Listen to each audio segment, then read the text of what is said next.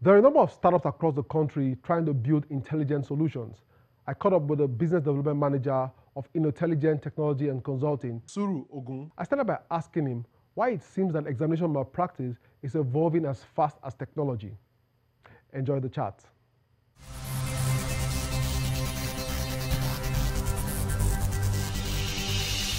Technology has actually come to help mankind, and in diverse ways we are able to apply technology to solve so many problems, and that's why we cannot separate technology, IT, from the future. And it has actually given us two things as related to exam malpractices. And because we have mobile devices, we have applications that runs on them. So all these applications have served as means to help us to get information as quick as possible. And this information has helped us positively and negatively.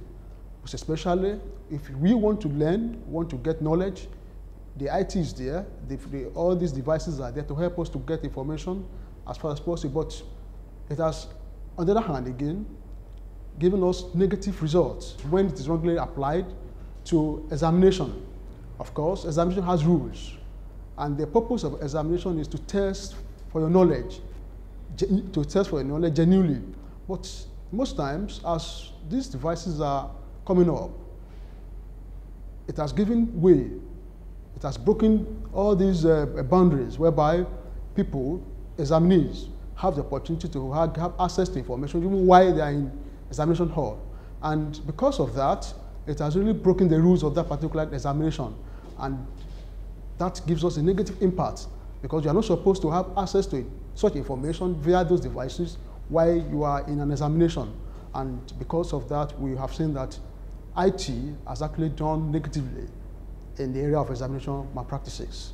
So do you honestly think that we should computerize all types of exams? Majorly, IT has actually come to help us do work, to do our work much more smarter and equally conduct examination in a very smart way.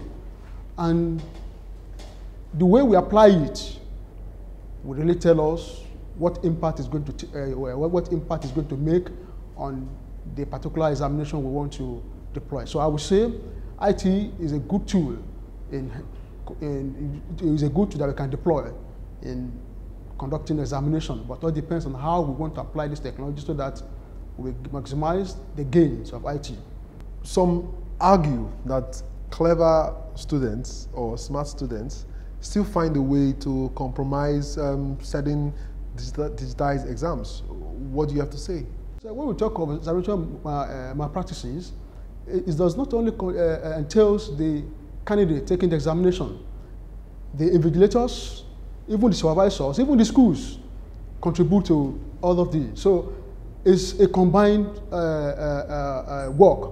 So, and because if all of these people are involved, and we're not taking care of, if you are saying we are only looking at only the candidate taking the examination, and we're not looking at other people that are involved, then we might not really have a proper solution to solve these problems as related to examination malpractices. So tell us a bit about the solution that you have created and the problem it seeks to solve. Everybody now is going to CBT, and why are they going to CBT? The reason is not far-fetched. The reason is just because that we discovered that as we applied technology, it has really helped a lot in making sure that the challenges being faced with paper and pencil-based tests. So what we need to do is to see how we're able to apply this solution appropriately to maximize the gains in this solution. We need to understand what happens when it comes to assessment and evaluation. And that what happens there, we start from the processes, from the process in terms of starting from when you prepare your items and down to when you deliver the items to the candidate who you want to text. So the challenge is this. Of course, we know where we are coming from, which is the paper and pencil-based test. And the reason why people move to CBT is because the CBT system has this capacity, computing capacity, to be able to generate different question sets for each candidate. One of the things that startups crave for early in the game is early adopters. Do you have any at this point in time? We have spent almost 5 years now working with the Lagos State Examinations Board. So they are using it for one of the examinations. So the intention is that very soon they will replicate that system to other examinations that are taking this. At least the Lagos State screening test examination, that is the one they use, the examination you take to get into Lagos State model colleges. They've actually adopted that solution for that particular exam. Suru, I'd like to take you up on the issue of security. What is the guarantee that a student or a hacker somewhere cannot see the examination questions beforehand? We have been able to provide we have to provide a framework, create the right models in the area of authentication, authorization, and encryption of the data that will be transferred across the network for people who will be using the system. So we are sure, and again, we have developed this solution putting in mind the standard security framework that is in vogue in the industry. Earlier on, you mentioned JAMB, and I'd like to ask you this question. Do you think that it's a good strategy for bodies like JAMB, WAEC to set up their own in-house development team, or they should work with people like you who are already building solutions? Of the truth, they are professionals in the industry, and the truth of the matter is this. For those of us that are industry, I think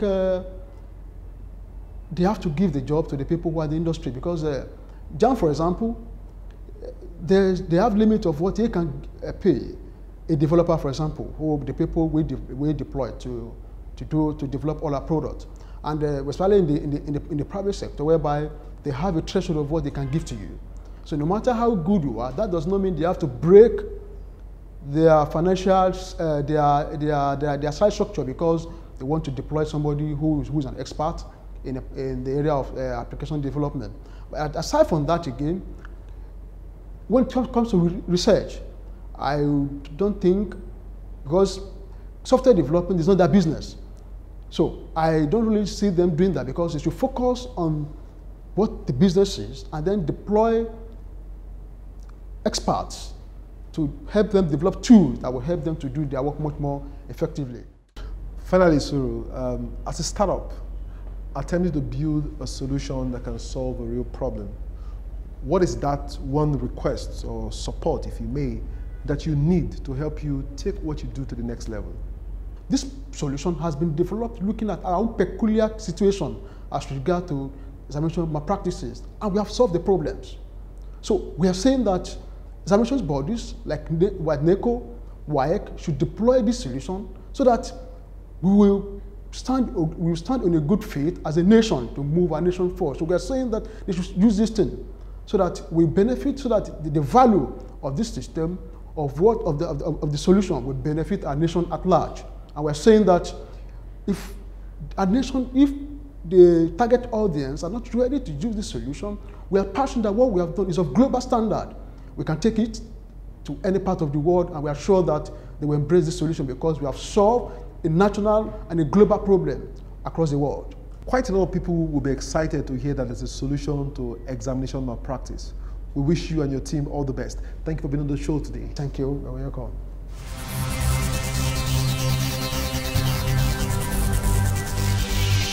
I believe that technology is one sure way of leapfrogging our development, especially because we have most of what it takes.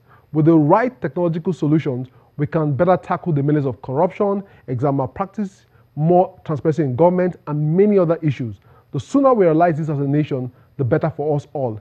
It will be wise to follow the footsteps of forward-looking countries by increasing our investment and spend on the sector.